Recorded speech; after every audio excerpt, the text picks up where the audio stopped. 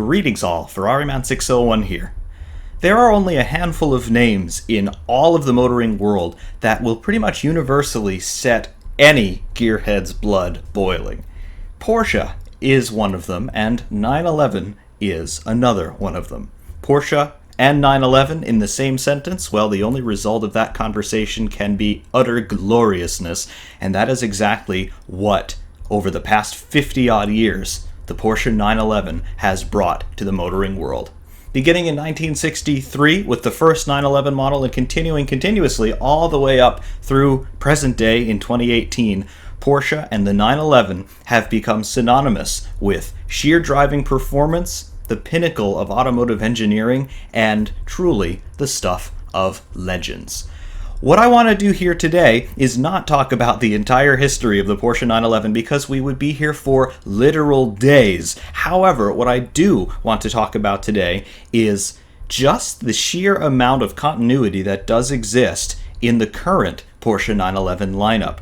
In this video, we're going to be talking about 3 different versions of the Porsche 911, 2 road versions and 1 track-only version. However, it is one platform, one car, one name from one absolutely brilliant manufacturer, Porsche. There is no substitute.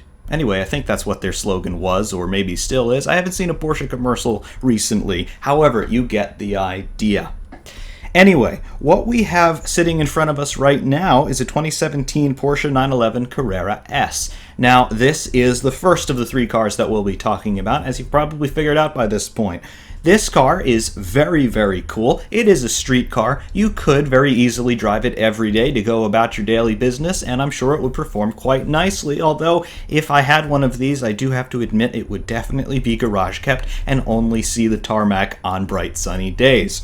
Be that as it may, the 2017 Carrera S, it is an absolutely wonderful automobile, and here are just some very basic specs on it, because these things are still in showrooms right now.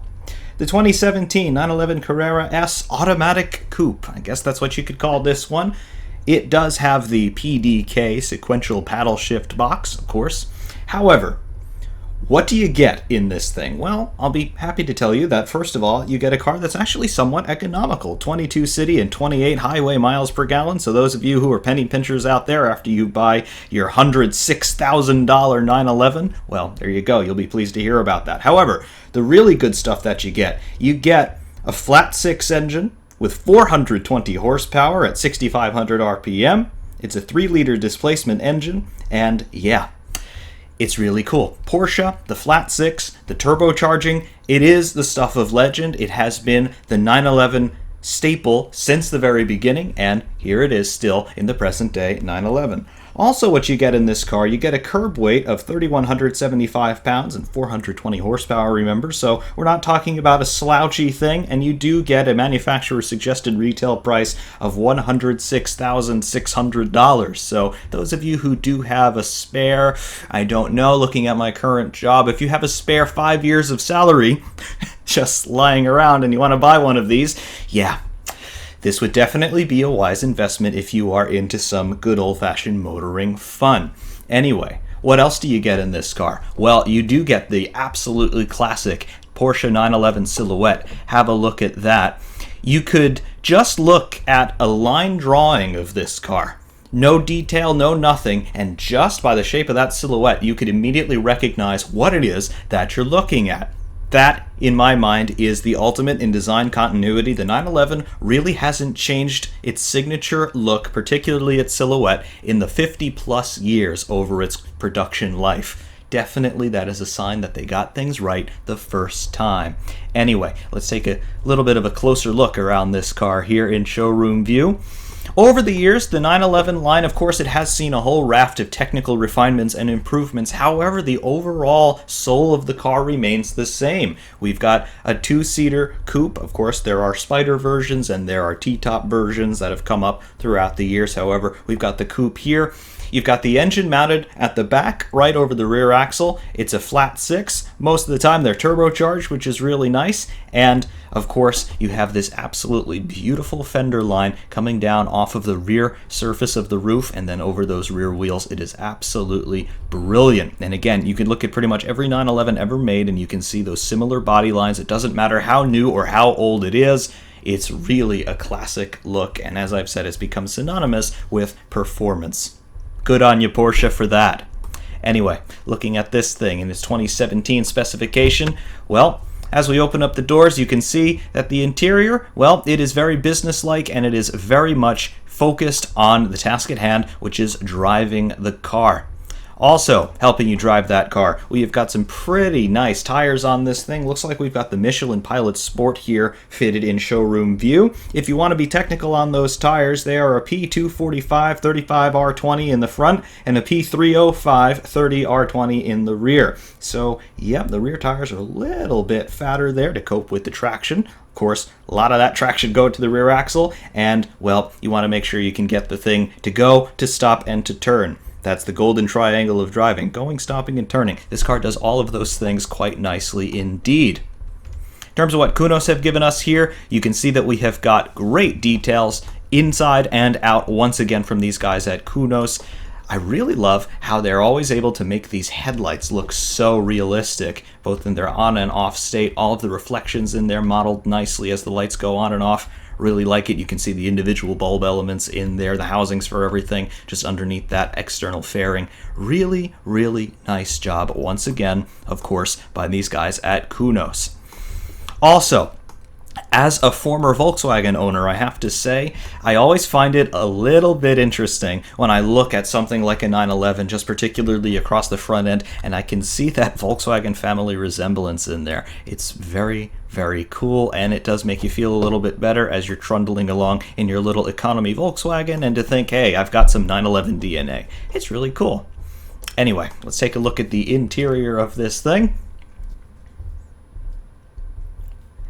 And I mentioned that the interior is quite businesslike.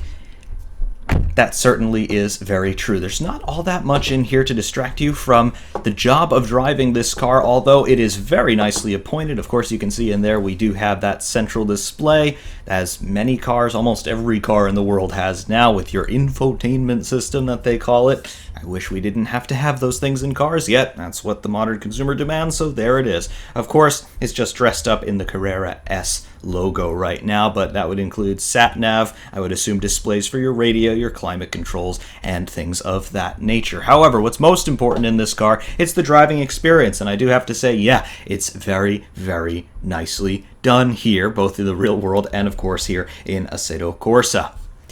This car has Porsche's PDK gearbox. It is an automatic gearbox, however, it has been refined and tuned a bit to make it a bit more sporty. Of course, it does have to maintain the reliability and usability that you would expect from a traditional road-style automatic gearbox, and it is an automatic gearbox. However, it's paddle-actuated. We've got 7 forward speeds in it, plus reverse, of course, and it does all come together quite nicely out there on the track. I've never driven one of these cars in reality, so I can't really say how it transforms its on-track persona into a streetable persona, but considering that this car has really never gotten any bad reviews from what I can tell, it certainly has done the job quite nicely. Looking around the interior here I mentioned that it's very well appointed, and it certainly is. I don't think you're going to be left wanting for any particular amenities in this car. You can see we've got switches there on the door for the power windows, the power mirrors, and of course, moving down a little bit, you have adjustments for the power seat, and then of course you've got the latch there to open the fuel door as well as to open the front and rear bonnets. Moving toward the center, there's your gear selector in the PDK system, plus your traditional automatic modes, and then more buttons in there for your central locking and things of that nature. Over on the passenger side, you can see the passenger has some things to play with as well. First of all, you have that centrally mounted clock on top of the dashboard, that analog clock, which is very interesting. That's something that Porsche have been putting in their cars for a very long time, and it's cool to see that they've carried it over here into the latest models, but it's a little weird. Anytime I see an analog clock in a car, it just looks a little bit out of place, but I'll take it. Over on the passenger side, you can see that conspicuously placed grab rail because, well, I guess Porsche anticipate that the drivers are going to be stringing these things out a little bit, probably trying to terrify their girlfriends or whoever happens to be sitting in that right-hand seat. But back over to what the driver sees. You've got this multifunction steering wheel. Looks like it's integrating telephone and audio controls in addition to sub-controls for the suspension, probably also adjusting different drive modes that you have in this car. I'm assuming that there are different modes for economy, sport, snow and rain, track only, things like that. The dashboard, as we can see, the gauge cluster is very highly focused. You have the tachometer mounted there in the middle, goes all the way up to 8,000 RPM. The red line on this engine is about 7,500, give or take. To the left of that, you've got a speedometer, and then to the extreme left, you have got temperature gauges for your water and oil. Over on the right-hand side, partially obscured by the steering wheel, we have got a thermometer once again for your engine temp. You've also got a fuel gauge there. Very nice. Digitally on the dash is a little bit difficult to read, but you're going to see turbocharger boost pressure and a couple other indicators of your oil and water temperature in case you were really wondering about that. Porsche really want you to make sure that you know how hot your engine is getting. I guess that's a good thing. Maybe, maybe not. We'll see.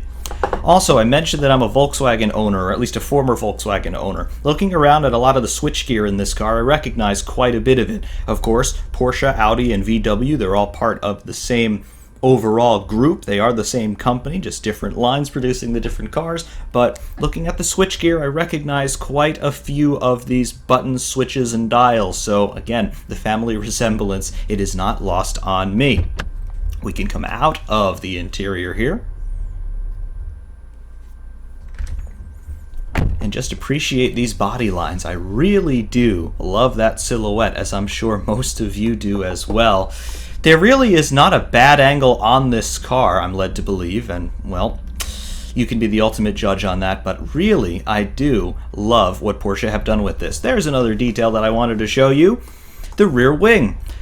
In the 70s and 80s, the 911 typically had some sort of a wing mounted on the back. We call it a ducktail wing because of, well, if you look at it from the side, and then if you can pull up in your mental reserves what a duck looks like, you know how the tail feathers on the duck, they flare upward like that right at the back? Well, that's what this little wing does as well. Obviously, as you can see here, it is a retractable wing. It does automatically deploy at a certain speed. I believe it's around 100 kilometers an hour. And of course, there is also a switch in the cockpit so that you can manually raise and lower this wing depending on how prudish you want to look, I suppose. However, I just love the detail that Kunos always managed to squeeze into their cars. I'm just looking inside underneath the wing there at the linkages, the mechanism that actually raises and lowers it. You can see all of that is actually animated. Kunos, I love your obsession with detail. Really, that's very, very cool to see. As I mentioned, that wing does automatically deploy at a certain speed as you're going along. Real-world drivers have the option to extend or retract that manually as well, I believe at any time. When that wing does pop up, it does actually help keep the rear end planted, especially as you're going through some medium and high-speed corners. The car will get a little bit tail-happy because, well, that engine is mounted right over the rear axle, so a little bit of that inverted pendulum effect. But yes, definitely it does help quite a lot. Other details on this car? Well, they're all external and they're all very nice. There's the Porsche emblem there, front and center. Again, you can see it's very high resolution. Kunos did a very good job of porting that into the game. All of the insignias and all of the designs there on the Porsche badge. And of course, going down, you can see the air dam and these louvers leading into the radiator inlets. Of course, you got to keep things cool. And the engine being at the back, that means that there's actually quite a sophisticated network of plumbing, pipes, and tubing and all kinds of things that are running the entire length of the chassis just to keep circulating that water through the engine and then up into the front, into the radiators here. There would be a small coolant reservoir underneath this front bonnet, which also doubles as your trunk and other miscellaneous storage space. Also interesting on the 911, your fuel door. Here it is on the right front fender. Pulling up to a gas pump the first couple of times in your new 911, I'm pretty sure it's an interesting experience, but I guess you get used to it pretty quickly. Anyway, What remains for us to do is to drive this first version of the 911, and we better get on with it because we do have two other versions of this car to talk about. We're going to be doing this at Catalunya today. We've got the track to ourselves, and I think it's a good all-rounder to test any sort of car. You have a good variety of corners, low speed, high speed. You've got some fast complexes and then some low speed hairpins, so it's a very good place to test any sort of car. The 911 not being the least of any of those. We'll see you at Catalunya next. Welcome to Catalunya. Here is the 911 Carrera S sitting here in the pit lane. And this is where we're going to gain our baseline in terms of understanding the current generation of 911, particularly within the context of its two other bigger brothers. Into the pit screen here, of course, we've got the fuel zeroed out to keep the engine quiet, but we're going to put some gas in there, obviously, so we can get running. And everything else, default settings, we are running here on the street tires. The only setup change I've made is to lower the tire pressure slightly. Defaults to 26 psi. I've lowered it to 23 psi all around just for a little bit more grip. Otherwise, though, completely default setup. We do have anti-lock brakes on this because it is a road car, and in the real world you wouldn't be able to turn that off, so I'm not going to turn that off. And we do have 2 steps of traction control. The default is step 1, so we'll run that for the moment. We can adjust camber and tow on this car, but I'm not going to touch any of it. Now, the business area of this car, you get a very decent view from the cockpit. This was something that I was always very complimentary of my Volkswagen on. Very good frontal visibility, and that, of course, is maintained here in the Porsche. Pretty big dashboard in these cars, so that takes a little bit of getting used to, but once you do get used to it, your sight lines are very clear and clean. Anyway, this PDK transmission, it means that we don't have a manual clutch. However, we just have up on the right, down on the left, as you might expect in any other paddle shift car. Get reverse as well that way. And you just punch up first gear, no clutch to worry about, the computer takes care of it, and you just pull away.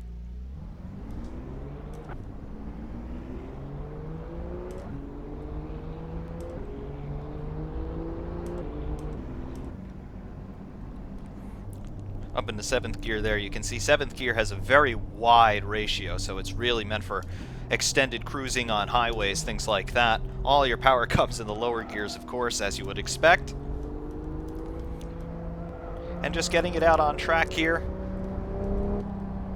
Throwing it around a little bit, you can see that proclivity, that little inclination toward understeer initially is immediately overtaken by oversteer. Again, that engine is mounted directly over the rear axle, and that does create that proverbial inverted pendulum. Initial understeer, you get on the throttle a little bit, and it starts to be overtaken by oversteer. The traction control system helping out a lot here. Obviously, you'd probably be running that in normal day-to-day driving, using this on the road as the road car that it is. Some slight protests from the tires there, even though we are running at a very reduced pace.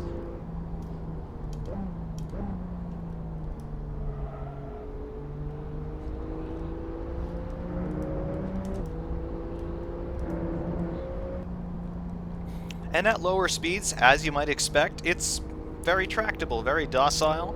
Certainly, it would be quite manageable every day on the road as a daily driver.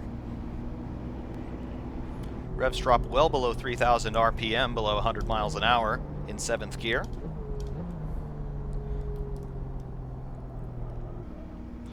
And when you're not pushing the car very much, it's all very quiet, very civilized. I'd imagine you'd very easily be able to carry on a normal conversation here in the cabin. Of course, the leather seats and the Alcantara wrapped steering wheel definitely would remind you that you are in a rather well-appointed, high-end luxury performance car. Of course, you don't buy a car like this just to tool around town and feel comfortable while you're doing it. You buy a car like this chiefly because it also has the potential to amuse you quite significantly, and here's what that does. Revving the engine up. Red line is just below 7,500 RPM, and you can see the straight line speed, 243 kilometers an hour, before we wisely jump on the brakes a bit early. You can see in the pedal trace there, the clutch trace that you can see, that is all automated. I am not using the clutch pedal because there is no clutch to use, at least not as far as the driver is concerned. Throw the car into this long right-hander. You can see the front axle protest a little bit, and then we get some oversteer courtesy of the rear axle. Traction control again, still on.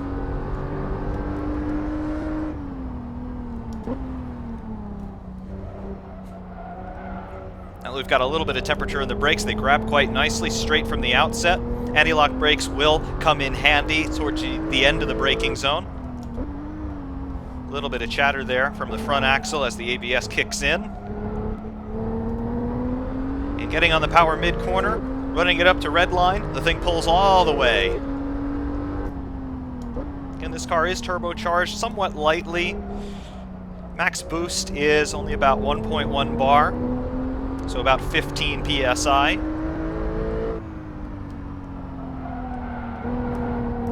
Then mid-corner, oversteer. Again on the power, traction control cutting the spark on that flat 6 to keep the rear end in check. The engine does have a very nice howl to it as you get into the upper regions of the rev range. And it tends to get up there pretty quickly as well. Throttle response, even with traction control on, is good. It is somewhat muted though, the TC working overtime through this corner. Then plunging downhill, little dab of brakes, get the front end in. Rear end wants to catch up with the front. Quite nice, I must say.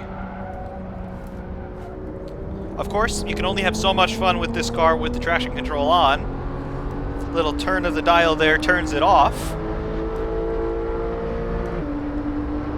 And now we can really see what it could do. Coming down the straight, 240, 245, 247, jumping on the brakes. Big brakes up front, working hard. And there we go. There's the tail slapper that I was looking for.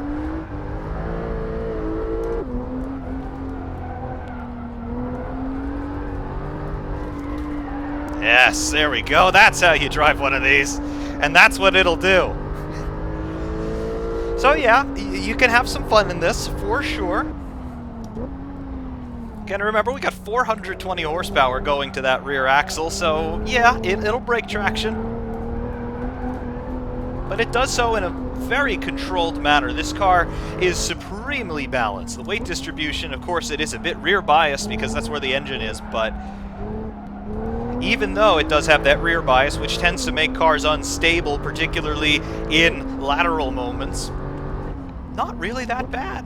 It is quite controllable. I would say a car like this, not ideal for the novice, but if you have any idea of how to drive, this will reward you.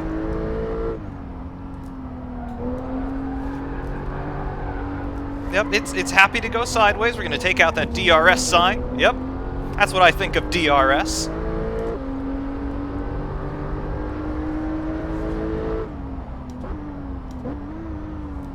And into second gear, throwing it in. Trying to get on the power a little early. Front end not complying.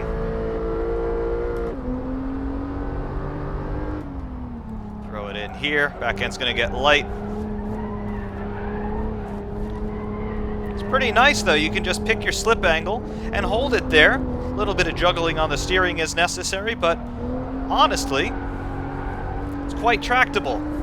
Of course, you wouldn't want to be doing this on the roads. If you do, I think you're an idiot, but, you know, to each their own. Just make sure you don't take out any innocent bystanders, but yes, it's quite nice. I do like it quite a bit. Of course, a car like this, it's not really meant to go sideways. Just because it can doesn't mean it should. And of course, going sideways around a closed circuit, it's far from the fastest way around. When you do want to buckle down and get a little bit more serious about attacking the racetrack for lap time, the car will also help you there. Of course, you do have to still be ready to catch the sudden oversteer moments. However, just waiting for the front end to settle down and get back on the power, pretty nice.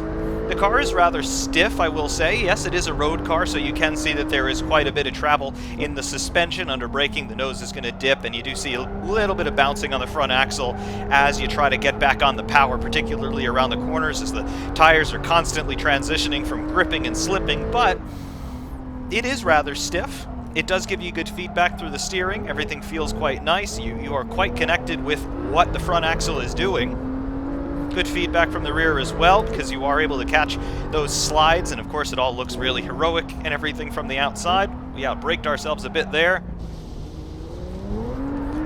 Brakes on this car are not superhuman.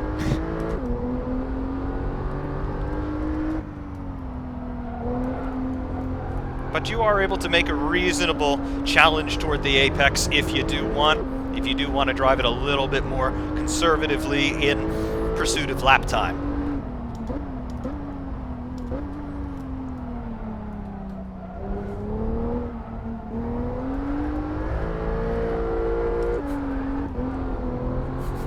Upshift there. If you've already broken traction in, say, second gear, and then you pull third without lifting, that wheel spin's just going to get even worse. Be mindful of that.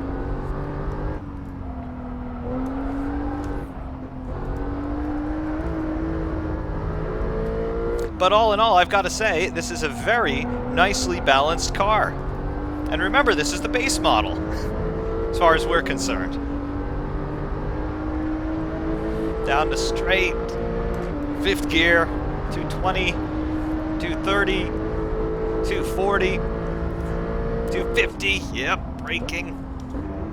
That wonderful shape, that silhouette that we talked about in showroom view. It also happens to be quite aerodynamic. You can see the straight line speed on this thing. Very, very healthy. It would, of course, go faster than that in a straight line, given a road long enough. Front stretch here is only long enough for it to hit about 250 or so.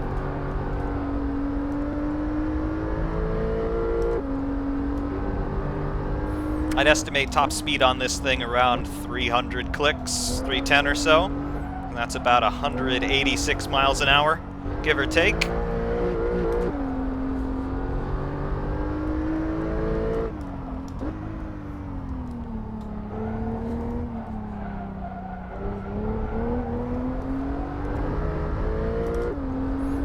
Overall impressions in this, the 911 Carrera S. Well, very nicely balanced. There is a little bit of a tendency for understeer on corner entry, and then immediately it will transition itself into oversteer, particularly if you get a little bit too enthusiastic on the throttle. But it's all very nicely controllable. As you can see, that's a lot of slip angle, and we didn't spin it. So definitely very well balanced, very nicely honed. The chassis dynamics on this thing are great. And remember, we're just running road tires, and I think it still has plenty of grip, even with your everyday all-weather performance radials on board. Very nice. If you were to put track-only tires on this, of course the grip would increase exponentially at expense of slip angle, of course, so no lurid drifts like that on track tires for the most part, but really very, very nicely balanced. I very much like this.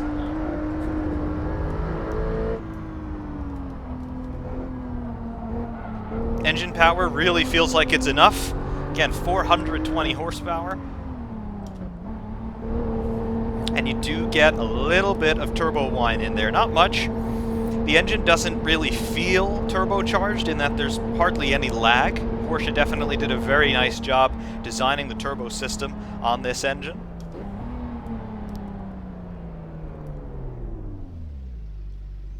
And then just like starting, you come to a stop.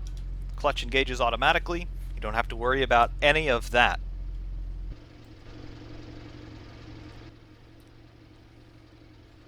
And just ticking over here in the pit lane, it looks really, really, really nice, I must say.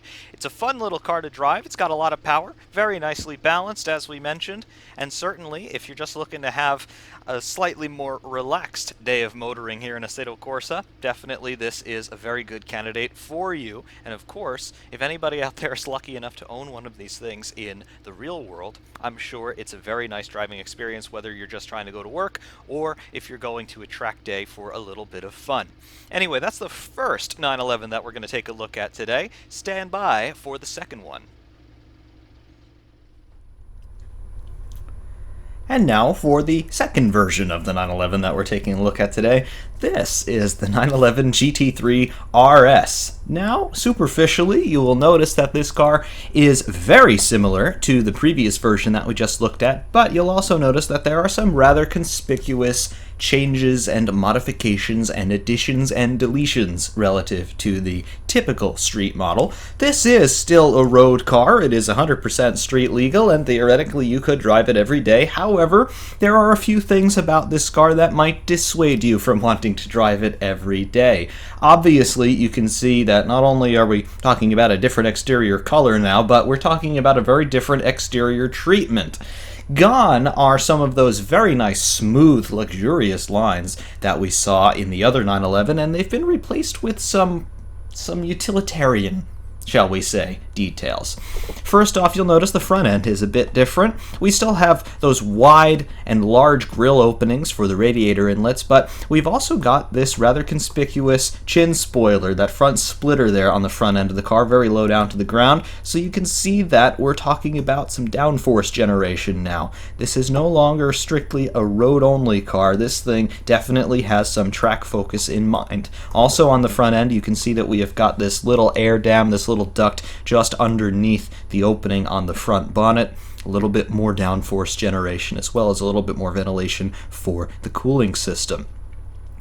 Moving across to the side of the car, you can see we've got these gills, these ducts cut into the front fenders. This is to bleed air from inside the wheel wells to keep the positive pressure under control, basically to control lift on the nose. Interesting.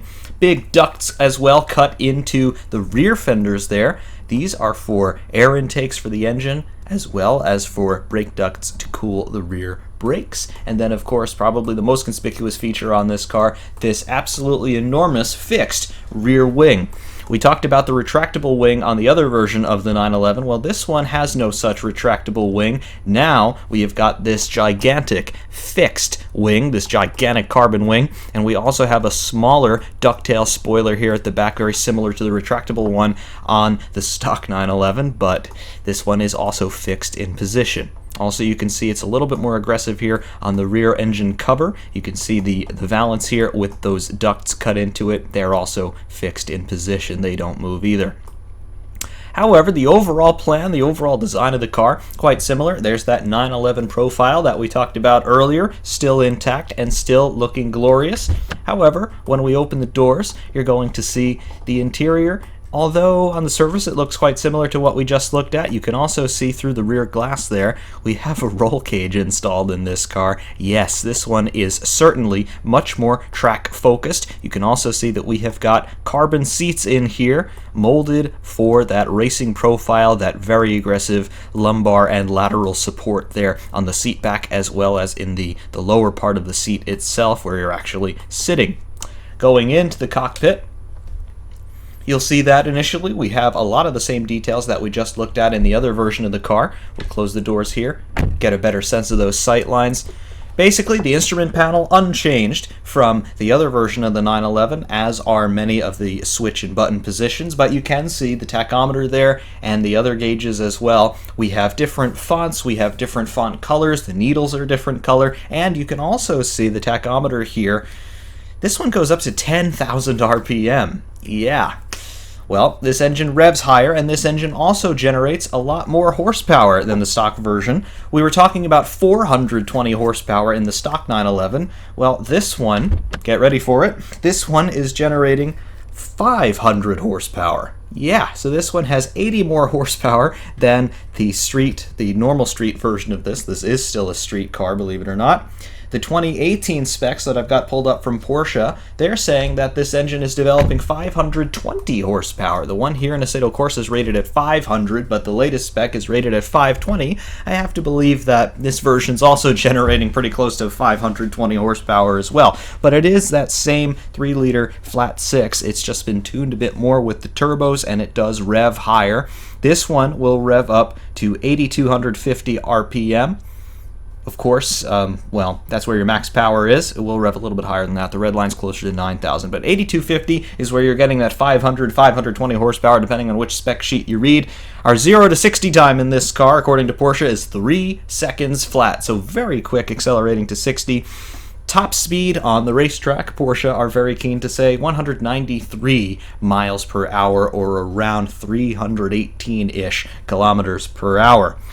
Unlike The more pedestrian version in the 911, we don't have fuel economy estimates for this one. However, we do have an MSRP, and it's $187,500. So, yes, maybe if I don't spend any money for the next 10 years, maybe, just maybe, I could buy this car. That's not going to happen, although I really wish it would.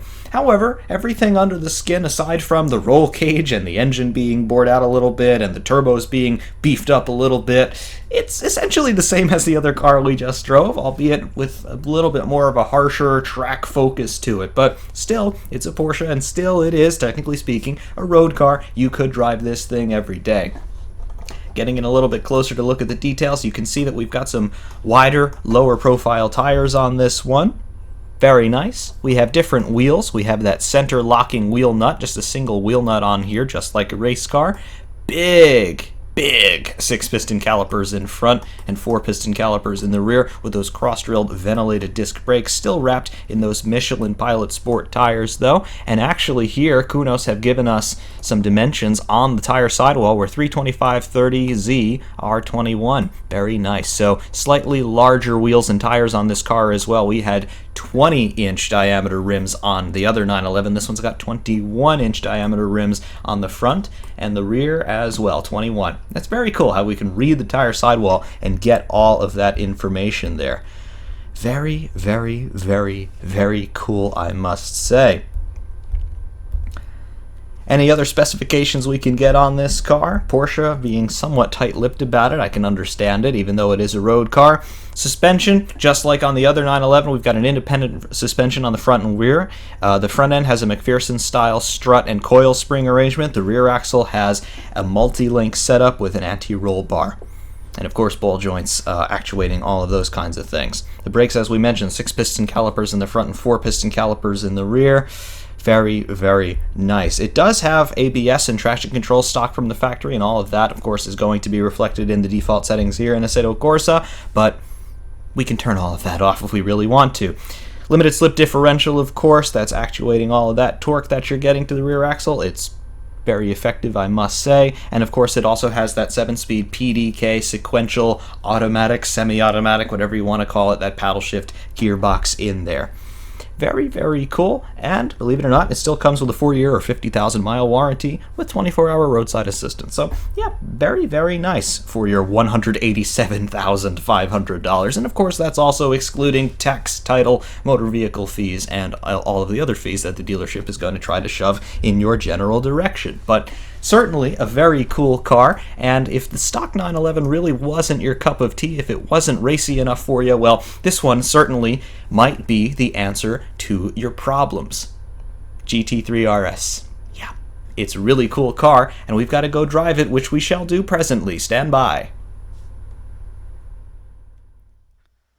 Welcome back to Catalunya, and here's the GT3 RS. Sitting here in the bright sunlight of the pit lane. Yeah, it looks very, very cool under natural lighting now. All those wonderful details that we saw in showroom view realized perfectly once again here by Kunos. Ooh, you can even see the detail here in the reflector on the rear valance, and you can see the speckles in the paint.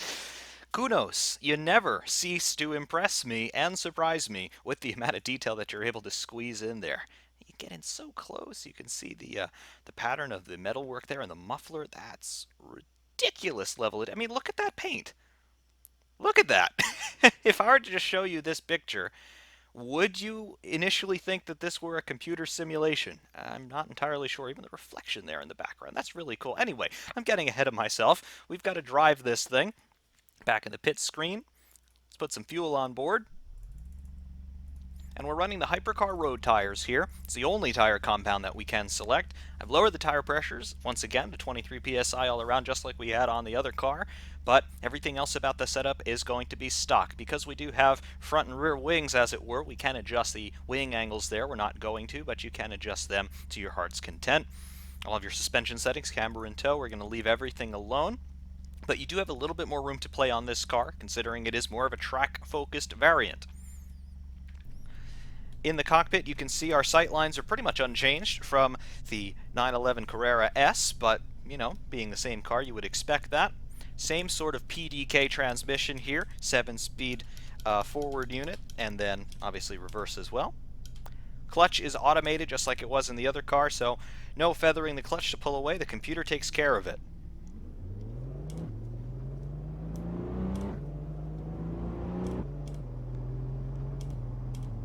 Up into 7th gear, you will notice that the gear ratios in this box are a bit more closely stacked in this version than they are in the more pedestrian 911 Carrera S. You also get a little bit more aggressive of a blip on the downshifts. Of course, all of that is automated as well.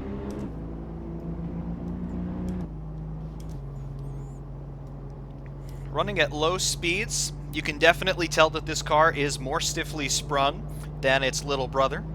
Of course, you would expect that, being a more sharply track-focused variant. Change of direction happens pretty quickly. There is still a bit of give in the suspension, as you would expect from a road car, albeit a very sporty one, and a very expensive one. Need I say again, $187,000 to start. Depending on how it's spec'd out, you could easily see over 200 grand for this car.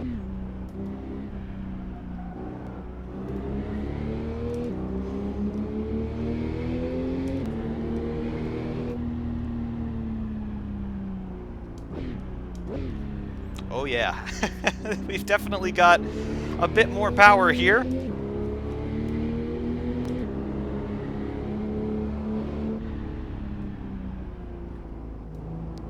Just a bit.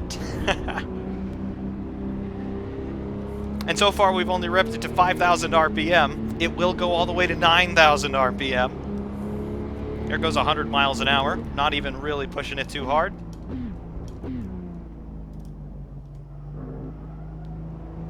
Of course, it does still come with the full suite of traction control and ABS from the factory. We can turn all of that off. There's that oversteer that we talked about in the other car. Still present here. The engine's still in the same place.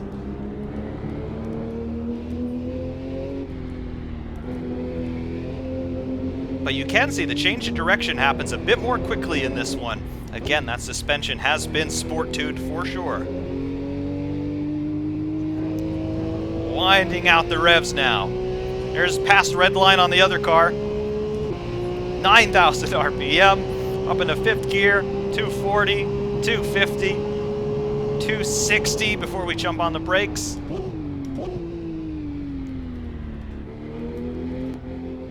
You definitely feel the extra 80 to 100 horsepower, again, depending on which spec sheet you read.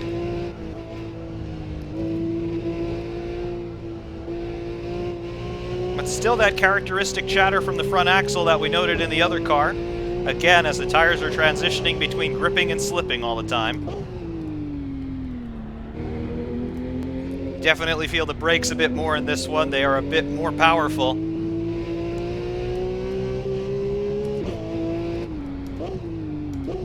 And also the gearbox in here. It is basically the same gearbox as the other car, but it has been tuned a bit. It shifts a bit more quickly. You hear that nice crack on the upshifts. You definitely know you're in something a little bit more racy.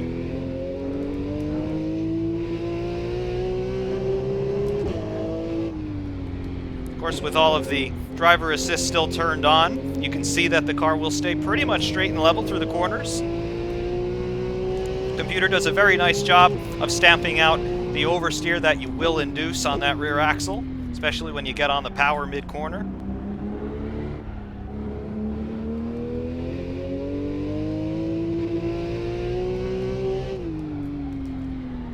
Throwing it in. There's that oversteer. It will happen. You got to be ready for it, but just like its sibling, very nicely balanced.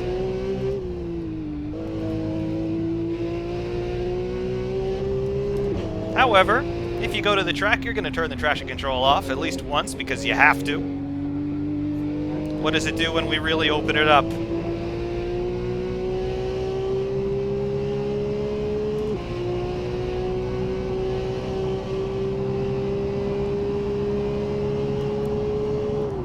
I don't want to talk over that engine sound. It's great. Coming down into the first corner, throw it in, get on the power.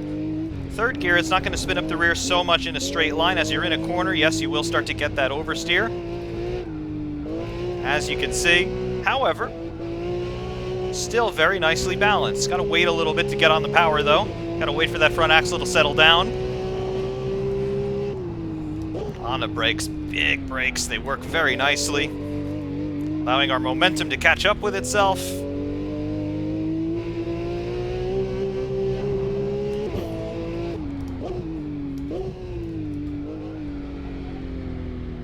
Car feels very positive on the front into the corners. The little bit of understeer that we talked about in the Carrera S, that's pretty much dialed out in this car. Again, we are running on somewhat better tires in this one as well, but the stiffer suspension also works to stamp out that initial understeer, and it works very nicely. You can still get it sideways though when you want. That's always welcome.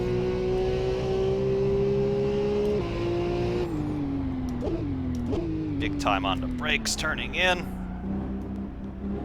Keep it in third gear here, just let the power build. There's max power, very high in the rev range at 8,200 revs.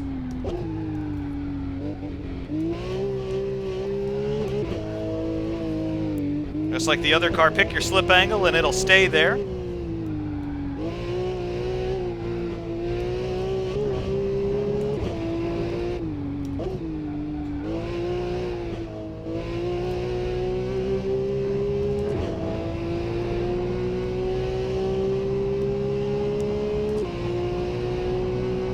But just the sound it makes as you're high in the rev range, pulling gears, it's a wonderful noise. It's a really, really wonderful noise. You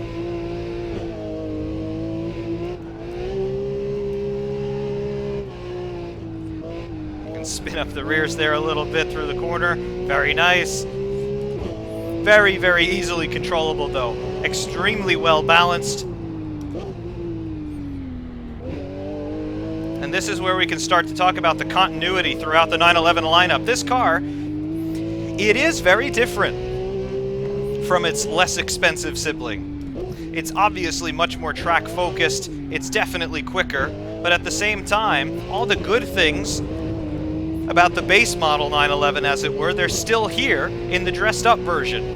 The drivability is very much still there. That wonderful weight distribution is still there. The chassis dynamics still there. Suspension, it's even better now. A lot of times when companies try to make a hypercar variant, as it were, of a normal street car, they kind of overdo it. They sort of miss the mark in terms of what it was they were trying to achieve in the first place. For example, Nissan with the GTR. I understand that the Nissan 370 and the GTR, they're two very different animals, but in the Nissan 370, you can get the tail out, you can have fun with it. The GTR, you can't do that. It's four-wheel drive and it's always active, and well, it just kind of doesn't split the torque the way you would want. Sure, it's fast in a straight line, it doesn't turn very well. The 370 turns better than the GTR. However, Porsche here with the 911, they know that they've got a good thing to start with, and they just keep building on it without sacrificing the initial qualities that you came to expect from the previous version.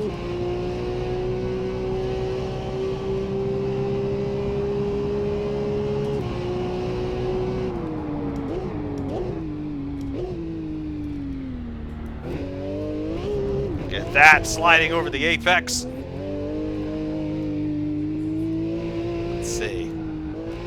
Dab of brakes to induce a bit more oversteer. Look at that! All the way through the corner, maintaining that drift. It's very, very nice.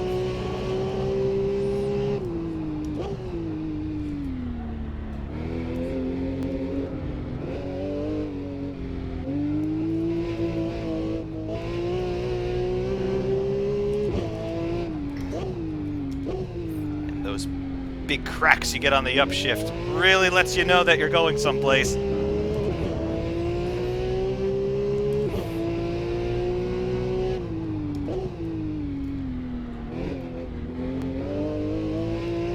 Yep, just look at that. Let's throw a little bit of opposite lock at it.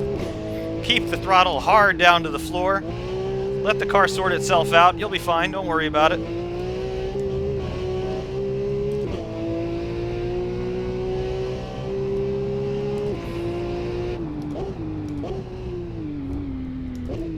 my second gear through here. Try to light up the rears. There we go. Bounce off the rev limiter. You know, $200,000 at 9,000 RPM. Who doesn't like the sound of that? Using all of the road, all of the AstroTurf, why not?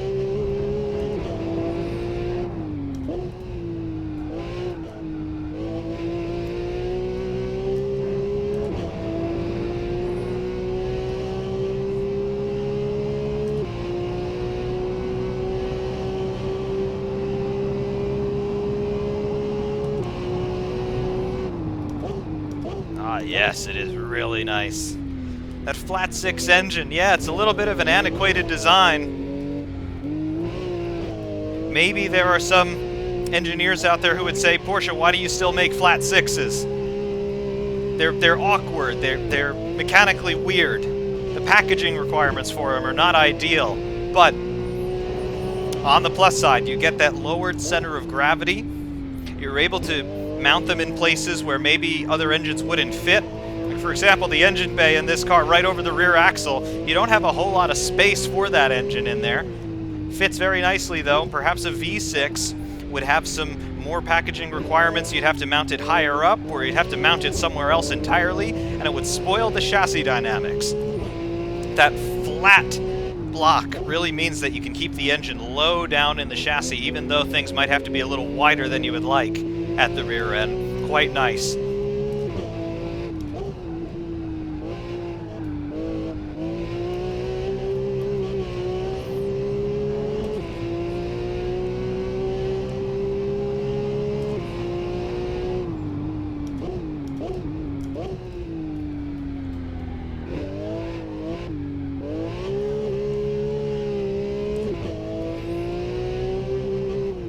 Oh yes. Definitely enjoying this. I'm going very wide, gonna pick up a little bit of gravel, that's okay. I tried to get greedy. I thought maybe we could pull it out of the slide. Not quite in time, that's okay.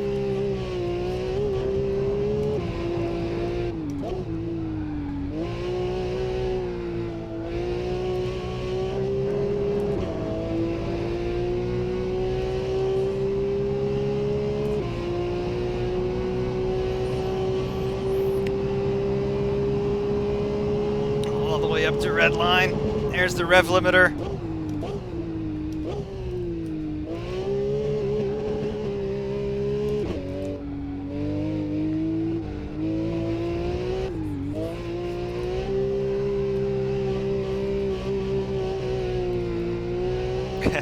It's glorious. You can have a lot of fun in this thing, as you can see. Of course, if you were doing this in reality, I would hope you've got some money moved over into your checking account so you could buy another set of tires at the end of the day, because they would be rooted by this point. That is okay by me. Then again, if you're going to be dropping $200,000 on the car in the first place, I'm pretty sure you're not concerned about the cost of the consumables.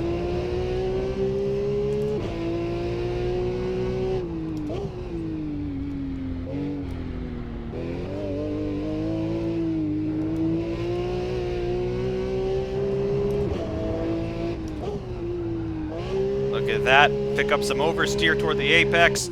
Take out the DRS sign. Yep. Goodbye, DRS. Is this a little bit of a social commentary on racing today? Possibly.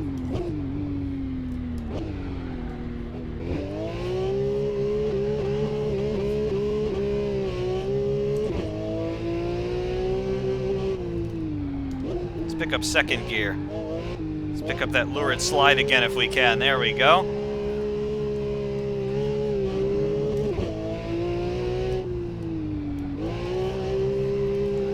Yep, that's what it should do. That is definitely what it should do. Ah, yeah.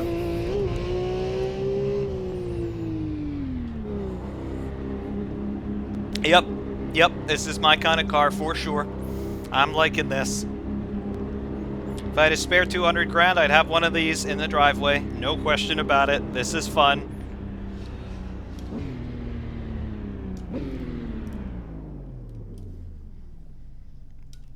Of course, that doesn't say anything about what the car's actually like to live with. Perhaps it's an absolute dog on the street. I would guess might be a little bit uncomfortable, just given the racing seats that are basically they've got you locked in position, and of course you got to worry about bumping your head on the roll cage. Would you have to wear a helmet every time you drove it? Quite possibly. Would you get some weird looks from people? Most definitely. Would you care? Probably not. Definitely a very, very cool car, and something that can definitely generate a lot of fun, among other things, I am quite sure. But yeah, GT3 RS, the second version of the 911 today, very, very cool. I could definitely spend a few hours just pounding around assorted circuits in this thing. However, there is yet one more car that we have to take a look at next. Welcome back to Showroom View, and of course, the last 911 that we're going to be talking about today is this, the 911 RSR. This is obviously a racing version of the 911, and really, I do have to say, the connections just aesthetically between this car and the other two that we've previously driven, it's still quite striking. In particular, I have to say the striking resemblance is caught with the GT3 RS, because have a look at that car, remember the gigantic rear wing on that, and then look at the gigantic rear wing here on this one, and you definitely can see the family resemblance through and through. Whenever I see a race car that looks an awful lot like its road-going variant, I am awestruck, because it does go to show you the lengths that companies like Porsche do go through to design their road cars. Not only because they want to make a good quality road car, but they're also looking ahead to racing. And of course, Porsche have always been involved in racing throughout their existence as a company. And in the last year, seeing them pulling out of the Le Mans series in the LMP1 category, it's really sad to see.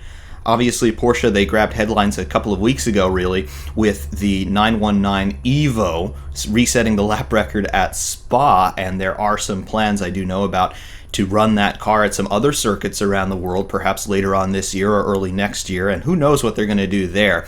That's Porsche definitely keeping their eyes on international high-class racing, and they're also keeping their eyes on the future, because that 919 Evo, they've upgraded the hybrid system, they upgraded those electric motors on the front axle, they added even more horsepower to that already monstrosity of a car, and they reset the lap record at Spa. It's ridiculous to think about the technology and the engineering and the know-how that must have gone into that single world record attempt, never mind designing the car from the outset as they did back in 2014 and 2015, bringing that car into LMP1. Staggering amount of performance, staggering amount of technical know-how as well, and we do see all of that trickling in to this car, obviously a GT car, the 911 RSR. Anyway, from the official Porsche website, what have we got here on this car? One thing we don't have is an MSRP. We don't have a purchase price on it because it's obviously not for sale to the general public, although if you made a well-placed phone call to Porsche headquarters and said, hey, I have this much in my checking account, they might beg to differ. But officially, it's not for sale. It is a race car only. What do we have in this race car? Well, from Porsche, let's talk about the engine first. It is a water-cooled 6-cylinder engine. Flat 6, of course, continuing that motif. It is positioned slightly in front of the rear axle, so you could call this car a rear mid-engine solution rather than a rear engine solution exclusively like it is in the other 911 models. The engine has a 4-liter displacement, so slightly larger than the one in the GT3 RS. And it's developing 510 horsepower. So remember the last car that we just drove. We were disputing whether or not that one was developing 500 horsepower or 520 horsepower. Here, the 911 RSR, near as makes no difference, it has the same power output as the GT3 RS. Just putting that out there. So you could put something on the road that is very close, at least in its overall power output, to an actual Porsche factory race car. That's pretty crazy. Of course, the performance on the track in this is going to be much more enhanced than it is in the road-going variant, just because of the aerodynamics, and of course this car is a bit lighter as well. The overall weight on this thing, it's definitely reduced quite a bit. Trying to pull up the exact number here. It's around 2,700 pounds though. The GT3 RS weighs about 3,100 pounds, so this is a good 400 pounds lighter at least than the road car. The actual weight spec on this, it's an approximate number because it has to be homologated to regulations. Porsche say it weighs 2,740 pounds. So obviously they probably built the car to be a bit lighter than that, and then they ballasted out with all the fluids, the fuel, the driver, and then actual ballast that they're then free to move around the car, change the weight distribution a little bit to the driver's preferences as well as to what the circuit demands. But this is a really, really, really cool car, and of course it is derived directly from the 50 plus years of know-how that Porsche have developed in producing the 911. Really cool to see. Some more specs on it. The body here. Porsche say that it is weight optimized. The body is made out of aluminum and steel in some sort of composite structure, I presume. Obviously we have steel and aluminum body panels there. Aluminium for my European audience. What else do we have in the body? Well, we've got one of those FT3 fuel tanks in the front of the car. It's one of those fuel cells, obviously, that those of you who are Formula One fans or you're fans of road cars like the McLaren P1, you'll know all about those fuel cells. They need to be replaced about every 3 or 4 years in order to maintain their structural integrity. Body also has a roll cage, which is bolted to the chassis and welded to the roof panels there, obviously to maintain rigidity in the event of a big, frightening accident. It has, obviously, racing seats in it. They're pursuant to the FIA 8862-2009 rigidity regulations there, mounted directly to the chassis as well. It's got a 6-point seatbelt system as well as accommodation for the Hans device. What else do we have here? The rear wing has these swan neck mounts that Porsche are talking about here, and there they are. You can see how they just curve toward the wing surface a bit, curving rearward relative to the rest of the car. That's the swan neck profile that they're talking about, and it really allows a very unobstructed surface to be presented to the airflow. If you were to attach the rear wing in some other way, perhaps you'd have a little bit more turbulence induced by the supporting structure there, but that minimizes the wake turbulence of the actual support pylons pretty much to a bare minimum. The car also has a 4-post air jack system, so you don't have to manually jack this car up with an external hand jack. You just pop an air hose into the side of the car in the pit stop and the whole thing pops up on those 4-poster jacks. It also has an electronically activated fire extinguisher system that is always very comforting to know about. And if you're talking about comfort amenities, heated windshield. Isn't that great? You've got a defroster in your 911 race car. Absolutely tremendous. A little bit more information on the engine. We mentioned that it is that 4-liter flat 6 design, producing around 510 horsepower. The stroke is 81.5 millimeters. The bore is 102 millimeters, 4 valves per cylinder. It is direct injected, dry sump lubricated. The flywheel is just a single mass flywheel, as you would expect on pretty much any road car. And the throttle system, it's electronically actuated fly-by-wire. The transmission in this, very much derived from the PDK system that Porsche are putting in their road cars, but of course it has been beefed up for racing, and we've lost one gear. The transmission is a 6-speed sequential box. It's a constant mesh box, so basically you could call it a dog box or a crash box. However, it's actuated sequentially. They call it a claw shift system, so it's a big stick in the center and you just bump it with your hand forward or backward for upshift or downshift. The shifting is accomplished electrically, so there's an electrical pump for the hydraulic fluid in there, and obviously it has a drum system in there just to guide the shift forks around. That's an electromechanical system as well. Basically, it's like the chamber in a revolver handgun. The thing's going to rotate, and then wherever the etchings are in that drum, that's where the shift forks are going to follow and engage and disengage all of the gears sequentially. The gearbox casing is made out of magnesium for weight savings and for generating lots of sparks should it ever hit the ground.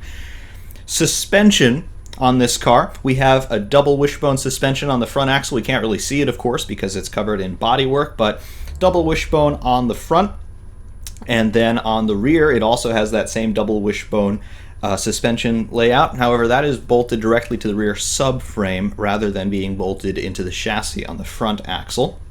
Also, we've got anti-roll bars, which are completely adjustable, twin coil spring, so we've got a main spring, and then we do have a secondary spring, basically for heave damping there. And on the rear end, we've got tripod drive shafts. Very, very cool. terms of weight on this thing, we talked about 2,740 pounds, so definitely a bit lighter than the road-going variants. They're not telling us what the height is, but I'd estimate it's around 43, 44 inches or so.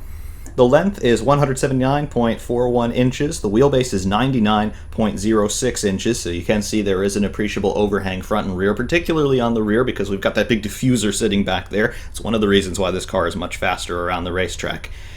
In terms of brakes, we've got independent brake circuits for the front and rear axle, and they're adjustable, of course, in the cockpit in terms of your brake bias settings. Also, that means, I suppose, if you had a failure in one of those systems, you might not have a failure on the other system, so it's probably extremely difficult for this car to lose its brakes entirely. You might lose them on the front axle or the rear axle, but you're probably not likely to lose them together. I like that. That's German engineering, redundant systems. Anybody who is a fan of the space race, you're going to know about redundant systems. Werner von Braun, the designer of what became the American Saturn rockets, the ones that took American astronauts to the moon in the 60s and 70s, he designed his systems to have redundancy because he knew that when you're trying to catapult something into space, something's bound to break, so we may as well make two of them to see if one actually survives. And that was the difference. That was why the Americans beat the Soviets to the moon.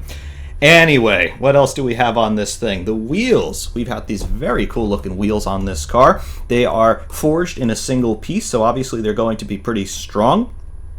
And we've got these big Michelin slick racing tires on there. Lots of grip in dry conditions anyway.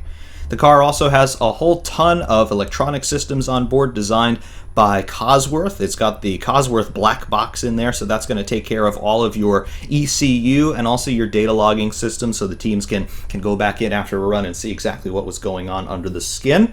The car also has a collision avoidance system. Now that's something that you might expect to hear about if you're looking at the spec sheets for a family car or something, but what that is on this car is because these guys are doing endurance racing and they're racing in all sorts of crazy conditions, particularly at night, sometimes your mirrors may be just as good as useless, just given the conditions out there.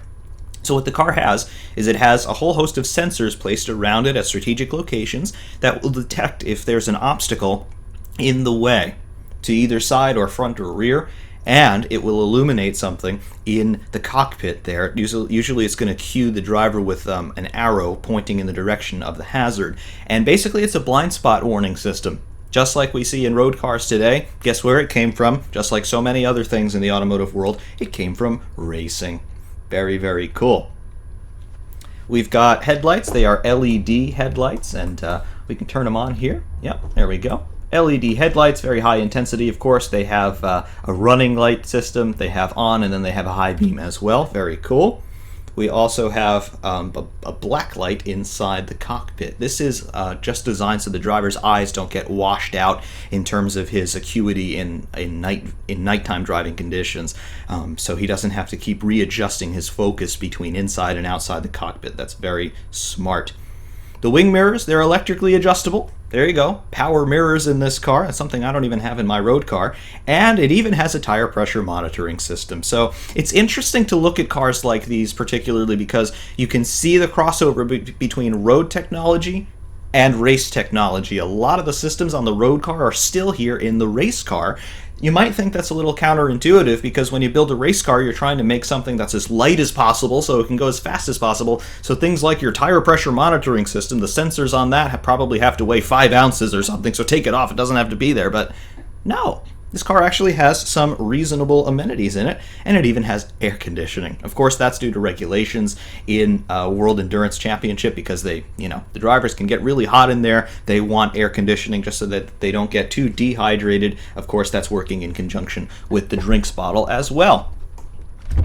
We can open the doors here, and you see the netting here on the side. That's just to help contain the driver in the event of a really big accident. Obviously, he's belted in there with that racing harness, but still sometimes arms can flail around in really bad accidents, and you don't want something going through a window, so that's why that netting is there. We can go into the cockpit here.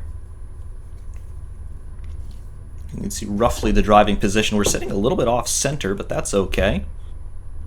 close up the doors and get a little bit better a sense of where we're going in this car. Carbon all throughout this interior, and I really like how you can see the cross bracing here across the door. That's adding rigidity. Obviously you won't have that in the road car because, well, you couldn't get in or out very easily if that were in place in the road car, but it's here in the race car and it works. Nice carbon door panel with the handle there to unlatch the door to get out. You can also see that little strap in there. That's just so the driver has something to pull against to close the door in case he doesn't have assistance from his pit crew to close the door. I guess if for some reason he needed to get out of the car out on the circuit and then get back in, he could still close the door without having to reach over too far. Over here, the center console, gone are all of the controls for all of your systems in the road car. Here we've just got electronics galore, all sorts of black boxes in there for controlling the gearbox and your ECU and all that kind of thing.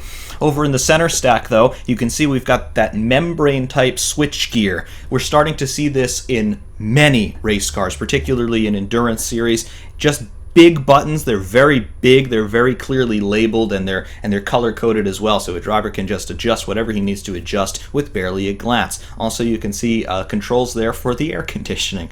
That's somewhat amusing to see in a race car. Also, hazard lights there. Very interesting. The steering wheel. This is very different from the steering wheels in the other cars we've seen so far. This more closely resembles a Formula 1 steering wheel than anything else, but it's got a big LCD monitor on it. You can look at all sorts of different systems while you're out on track, and it's got shift lights across the top. Once the car is fired up out on track, we'll be able to look at the functionalities of all of those displays. Down there in the footwell, you can see the pedals. You'll notice this has a clutch pedal. Yes, unlike the road-going variants, this one has a manual clutch because it is a proper sequential gearbox. However, just like in a Formula 1 car, the driver only really needs to use the clutch when he's stopping, starting, or driving slowly. Once you're underway, you can just pull gears via the paddles, up on the right, down on the left, and there you go. I did misspeak in the beginning. I said that this was a sequential box with a stick shifter. It's obviously not. This is a paddle shift. Same sort of theory of operation, though.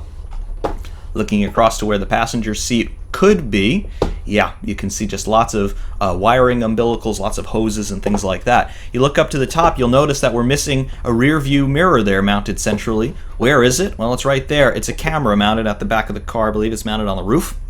And then it will pipe an image onto that screen. So a driver, here he is facing forward driving. He just needs to glance over briefly and he sees what's behind him. Very cool. We can open the doors again and climb out. Let's go around the other side, if we can. Yes, we can. You'll notice that there is no seat installed here, but I suppose you could install one here. This is the view you would get as a passenger. I imagine it'd get pretty hot here because, well, you're sitting on top of a lot of electronics boxes. But if you could put some sort of a jump seat in here, you'd fit. Of course, you've got the fire extinguisher there on the bottom, so you'd have a little bit of trouble finding a place to put your legs, but you can see where this all goes. I really like the interior layout in this car. It's very utilitarian, but at the same time it still looks good. Looking across to the rear bulkhead, you can see the bracing here on the roll cage there as it connects up to the top of the roof line. Very, very nicely done. Even all of the hoses and cabling back here, Kunos bothered to model all of that. I really, really love those details. And right there, that black box in there, that reminds me of the pumps that you might see if you have a fish tank, if you have an aquarium set up in your house. That reminds me of the water pumps and the air pumps that you might use in an aquarium. I wonder if that's the pump system for the drinks bottle. Quite possibly. Really, really cool. Really great details in here. And a lot of these details actually work in this car. Kunos did a great job modeling it. If you look there on the steering column, you'll see the gear set there. That actually is animated. I did put up a video a little while ago showing that. That works. And really, there are just so many details in this car that Kunos could have overlooked, but they chose not to. It's really fantastic. Close it up here. And one other detail I wanted to show you, just the rear end here, the diffuser, big diffuser on this thing. It looks actually somewhat similar to what you'd expect to see on an open wheeler, but yep, there's that diffuser. It's a proper double-decker diffuser. The exhaust's obviously coming straight out the sides, the two outboard tunnels on that diffuser, not blowing the diffuser at all, but they look cool nonetheless. I really, really, really do appreciate the design on this car. Quite nice. Quite nice indeed. Anyway, we do have to go back to Catalunya and drive this car, which we shall do presently. Stand by. Welcome back to Catalunya for the last time today. Here is the 911 RSR in all of its resplendence. Again, seeing the car here in the natural light, I really like how everything looks. The most impressive thing to me graphically about Assetto Corsa is that when you look at the cars in showroom view and then you go back and look at them on track, you see all the same detail. They're using the same models in the actual sim as well as in the showroom. That is the mark of somebody who really knows what they're doing in terms of graphics technology. I really like that. Also, you can see the high intensity flasher here. This is a rain light as well as a pit lane speed limiter light, just like you'd see in a Formula 1 car. Very nice, and I like that light bloom effect that you can see on it as well. Looking around the rest of the car, there are those big, fat, slick tires here, illuminated a bit more nicely now so we can see the tread surface. Yeah, lots of grip in this thing, both mechanically and aerodynamically. You can see why this car is really good. Anyway, to the setup screen. We can take a look at all of the things that we can adjust on this car. Here's our gearbox, first through sixth gear, and the final drive ratio. You can adjust that any way you like. Tires, we have got 4 tire compounds, super hard, hard, medium, soft, and super soft. Tire pressure defaults to 16 psi. It will go all the way up to 40 on all 4 corners, so you've got a big window of tire pressure adjustability. Fuel, we've zeroed it out to keep the engine quiet, but maximum fuel capacity, 120 liters. Of course, in these long races, refueling does happen. Electronics, we've got traction control in this car. It defaults to 3. It does go all the way up to 11 if you want, and you can also turn the system off. Aero, we can adjust the aero on the front and rear. You don't see the visual angle of attack change on either the front or rear wings, but obviously the effects are modeled accordingly. Alignment, camber, and tow on all 4 corners, adjustable there. Dampers, your bound, rebound, fast and slow on all 4 corners. I like that. Drivetrain, differential power, and coast, default values shown there. Generic, brake bias, and brake power. Defaults on the brake bias to 64% to the front. Suspension, more suspension adjustments. The anti-roll bars front and rear. Your wheel rates and your ride heights as well are adjustable. Advanced suspension setting, packer rates, and travel ranges on all 4 corners. Very, very cool. Going to load up a setup here. Just lengthen the box a little bit for a little bit more straight line speed. Soft tires are fitted, 16 psi all around. We're going to put a little bit more fuel on board so we don't run out after a lap. Running a little bit more traction control to start. You do need it in this car, believe it or not. A little bit more front splitter and slightly more rear wing. Anyway, in the cockpit now, we can see what's going on with that steering wheel. You can see the 2 lights flashing on either side, and there's also a flashing light on the center console. That's the rain light. That indicates that the pit lane speed limiter is active. Additionally, on the screen itself, you've got a big gear indicator in the center. And obviously, that is telling you what gear you're in. Displays all the way up to 6th gear, then all the way down the box into reverse. Very cool. And then on the screen, we have water temp, water pressure, oil pressure, fuel level in liters, RPM on the engine. Idles at about 900 RPM. You'll see the segment difference in your lap time. Below that, you'll see the reference lap, air conditioner settings, the engine map settings. Those are things we can't adjust, but you'll see the traction control setting as well. As I adjust the traction control in the cockpit, the number on the steering wheel changes accordingly, and you'll also see the speed displayed there in that upper center window on the LCD. That's about it in terms of this car's instrumentation, and the biggest difference between interfacing with this and one of the road-going variants is you've got to use the clutch to pull away. So clutch in, first gear, and those sounds you're hearing, this is a sound pack by the legendary Fonseca. This is not the default sound pack on this car. This sound is based on the original specification of the exhaust system on this car. Porsche have since updated it a little bit. The exhaust now has a different note to it. However, I like this one better, and I think it more closely represents the car as it appeared in Assetto Corsa in 2017, so I've kept it. You may differ. I like the other sound packs as well, but I think this one, I like it the best. Anyway, first gear selected. We'll raise the revs. We'll let the clutch out. It's a normal pull away just like it is in any other manual car.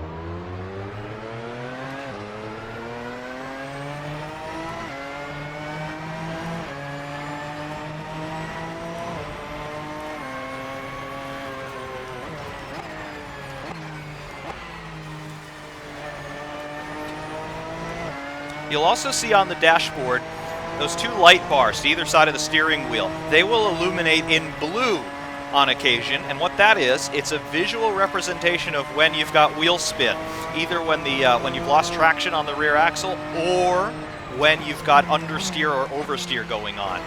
So you get a visual representation of the wheel slip that you're getting in addition to feeling it.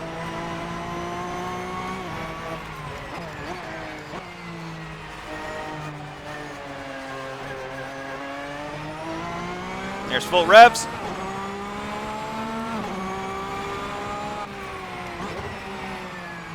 I really like those sounds. You hear everything. You hear the engine, you hear the gearbox, you hear the driveline lash. It's great.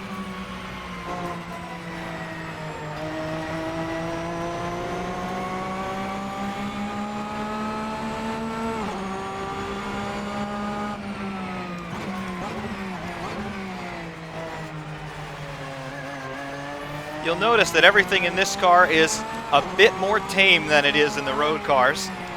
This one is not going to be drifting nearly as much, and it's not necessarily because the chassis dynamics are all that different. It's really because of the big slick tires and the downforce. Also, those big slick tires, they're racing tires. That means that they have a very narrow slip angle, so if it does get sideways, you have a very, very small margin of correction before the thing just skates off as if it were on ice. So no drifting for us in this car. I wish there were a way to fit it with road tires, though, just to test those chassis dynamics, because I have every reason to believe they'd be similar.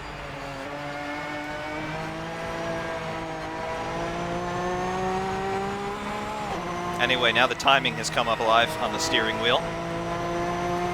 You can see our current delta to the previous lap.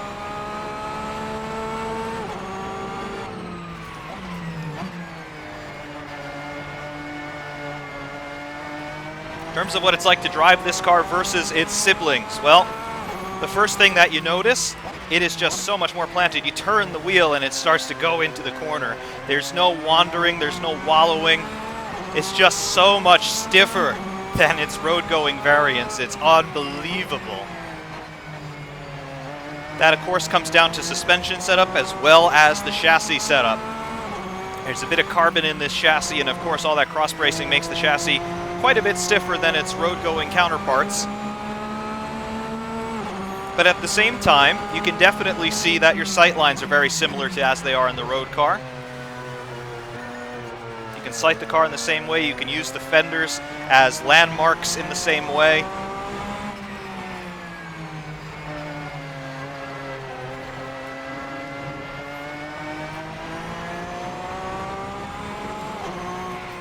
I love those upshift sounds. And the best thing about this car is just how planted it feels. Everything is solid. It is rock solid.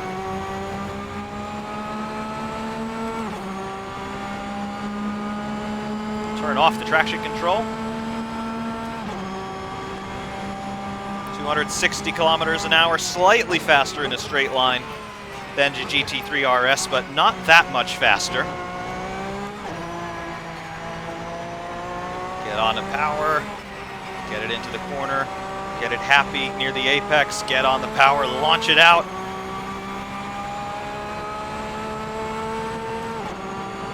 Brakes. Feed the throttle in as quickly as you dare. Let it go out wide to those exit curbs, very nice. On the brakes. Second gear, throw it in. Let the car settle down, on the throttle.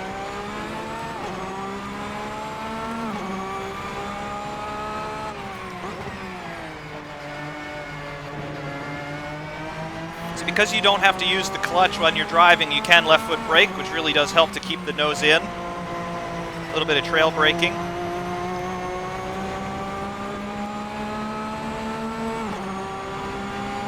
Yes.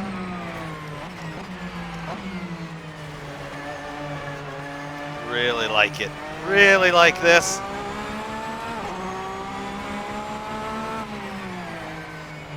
The age-old proverbial holy grail, though, of when you do have road cars and race cars that do resemble each other quite strikingly, as this does to its siblings, do the road cars have any of the characteristics of the race car? And quite objectively, I have to say, yeah, they do. They absolutely do. They are sharing very similar drive lines. They're obviously sharing a very similar chassis. The view from the race car here, very similar to what you get in the road car. And in terms of the overall ratios of performance that I sort of think about as I'm going along here, how good is the engine?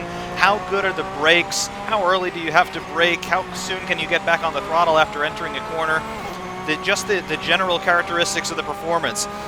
In the race car, obviously, things like power delivery and the braking, they're going to be better because, well, it's a race car. It's lighter. It's got more power, particularly in the braking system. So you are able to push it harder, of course. However, given what this does in comparison to its nearest road-going sibling, the GT3 RS, it's really, really, really impressive. I have to say the most impressive part about it is the engine. Power delivery feels very similar to as it does in the RS. And it has pretty much the same amount of horsepower as well. It's really cool to see that.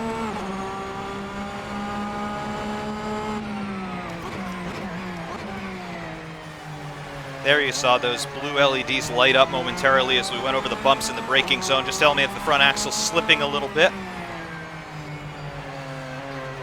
That's something, of course, that you do feel, but it's so momentary that you ignore it. This car lets you know what's going on. That may or may not be a good thing, depending on your perspective. There we go, a little twitchy.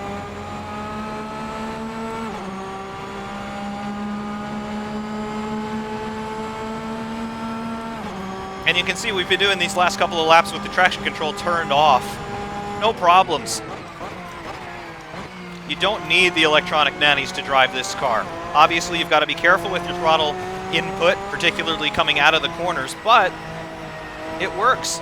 It's not going to just snap into oversteer. It's not going to snap into wheel spin. The car is there for you.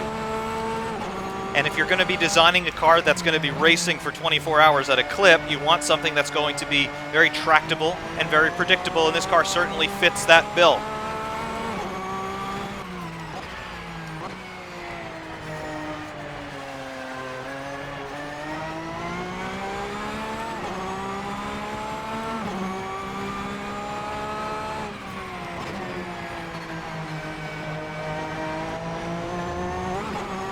That's very nice, even over the bump there, going over the sausage curb.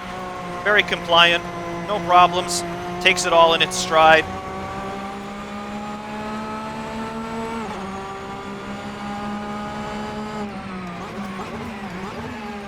The brakes, you can lock them up as you're heading into the braking zones from the end of the straights. You do have to exercise a little bit of cadence braking, so you can get on the power pretty much full on initially, but then you have to ramp the pressure off progressively as you get into the deeper parts of the braking zone. Downforce obviously squares with speed, which means that it's going to drop off as your speed drops off. Therefore, you've got less force pushing the tires into the tarmac and more of an aptitude to lock up the wheels. It's upshifting at 8,600 revs. The engine sounding so nice going along here.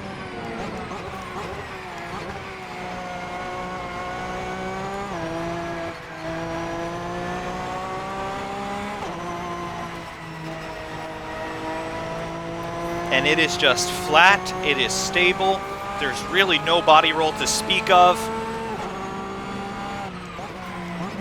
It just bites the tarmac, and it keeps wanting more.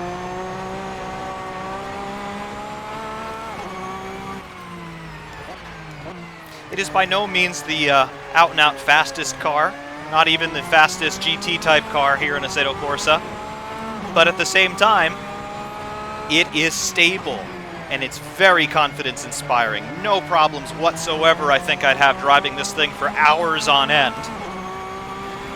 It just has that sort of stability and reassurance, particularly through the high-speed corners. It's really planted. And of course, just the driving dynamics of a car like that. When you have a car that's working well, you want to drive it. This car makes you want to drive it. It's really great. It's doing everything I want it to do. There are no nasty surprises for me. It's really quite nice.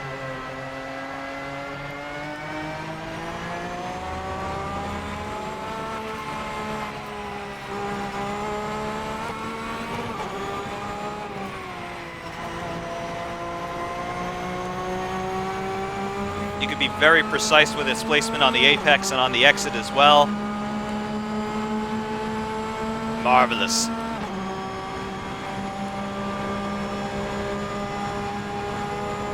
The brakes 120 meters or so before the corner. Still no lockups, and we really pushed the brakes hard there.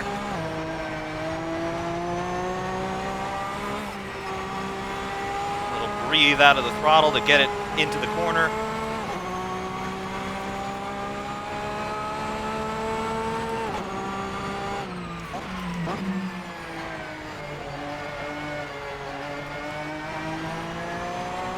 On the power for the exit. There, those exit curbs, very nice. Just kiss them a little bit. Here through this corner, as the track drops away a little bit, sometimes you will get a little bit of front-end washout, even though it is at low speed. But this car really just, it handles it quite nicely. Obviously, you have to drive it to the racetrack, but it's good. It's really, really good. This does everything you want a car to do. It's relatively easy to drive. The gearbox is wonderfully peachy.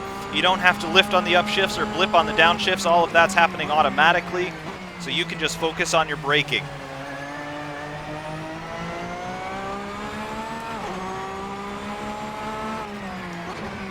I would really love a road car to have a gearbox like this. I know that they're loud and they're clunky.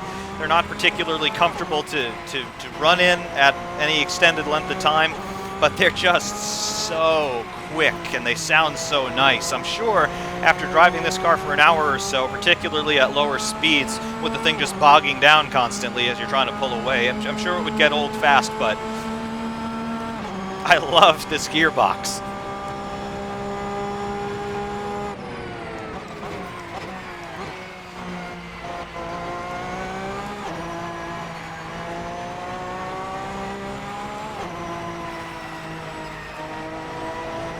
It's really just so nice. Everything it does is so nice.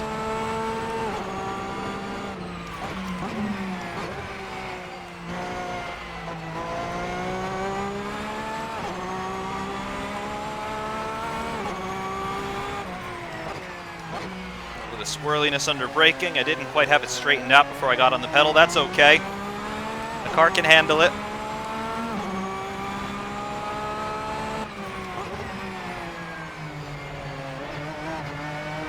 Yep, you saw the blue lights come up as we had a little bit of wheel slip there on the front and rear axle.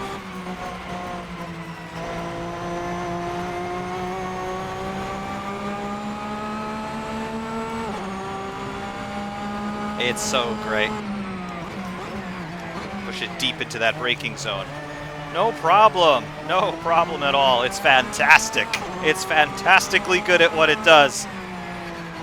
And when what you do is being a race car, yep, it pays to be very good at what you do in that situation.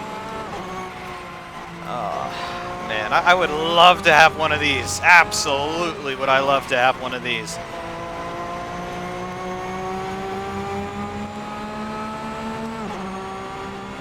And we set another personal best of the session. The car just keeps egging you on to go faster and faster and faster, and it never gives up. It is absolutely tremendous. May it be my favorite tin top in Assetto Corsa? Quite possibly. Obviously, RaceSim Studio recently with their GT pack, they're making some fantastic cars as well, but not everybody has the chance to drive them. Especially my console audience. I know you're out there. You can drive this, and you can enjoy what I'm enjoying right now.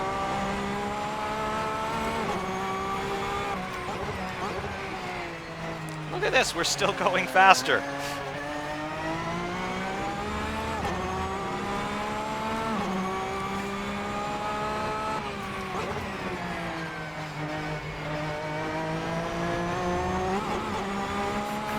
That's great.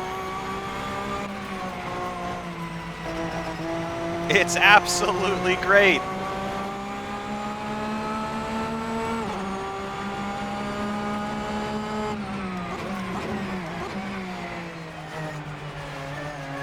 Hold it down to the apex on the throttle. We're still gaining time.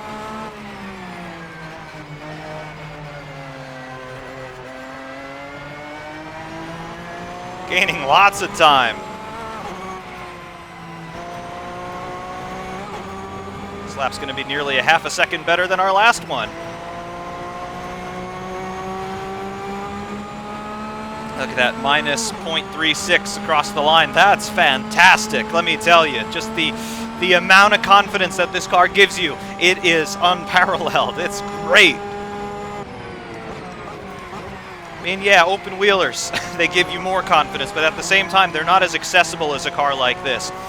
I think even more casual players can get into this car and do decent times. It's really accessible for everybody, I think, depending on, you know, whatever your skill level is, whatever your preferences are in terms of cars. I mean, you know what I like. I like open wheelers, but I can get in this and feel at home right away.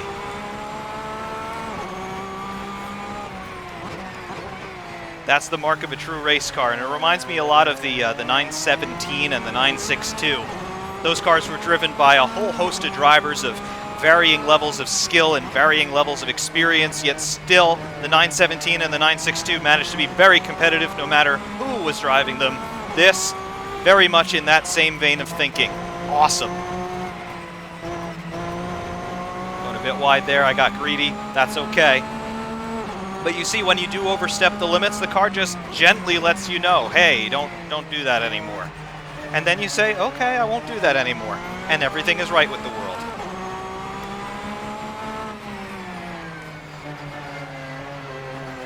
And all of this with the traction control off. You don't really need it.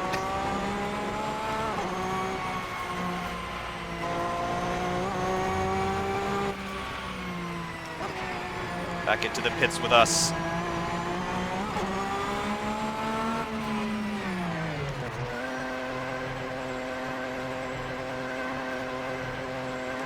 Session best lap of a 144.385. That's respectable. I'll take it.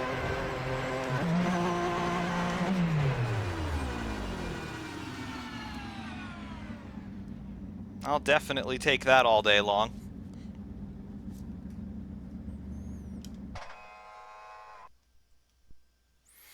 And there it is, the 911 RSR. It's a fantastic little car, it really is, but I think the most amazing thing about it is just how close it comes to its road-going variants. Yes, of course, this is always going to be quicker around any given lap at any given circuit simply because that's what this car was designed to do.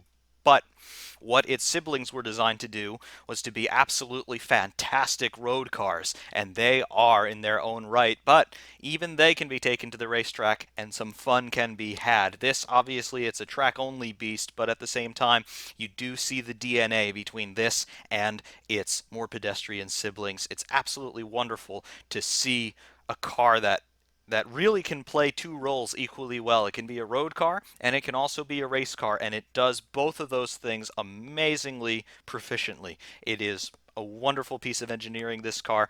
I'm really glad that we have it here in Assetto Corsa. I'm also really glad that we have its road-going counterparts in Assetto Corsa as well, because the differences between road cars and race cars, yes, sometimes they can be very stark and sometimes they can even be a little bit alienating, but this, not the case at all. This thing is accessible right up to the limit, and the road cars, they are fun right up to, well, there really is no limit of fun, is there? Really, I've got to say, great job by Porsche on all three of the cars that we have looked at today, and this one in particular, it is a lot of fun. Anyway, this concludes the commentated portion of this. Upcoming for you are hot laps here at Catalunya in all three of the cars that we have looked at, in addition to a side-by-side onboard comparison of each car. You can see which one crosses the line first. Very, very cool. Thank you to everybody who has watched this review through its entirety. I know that it's a bit long, but hey, three cars, you've got to feature them. That's what it takes. Stay tuned for the hot laps and the comparison, everybody. Ferrari Man 601 saying thank you very much, and we will see you soon.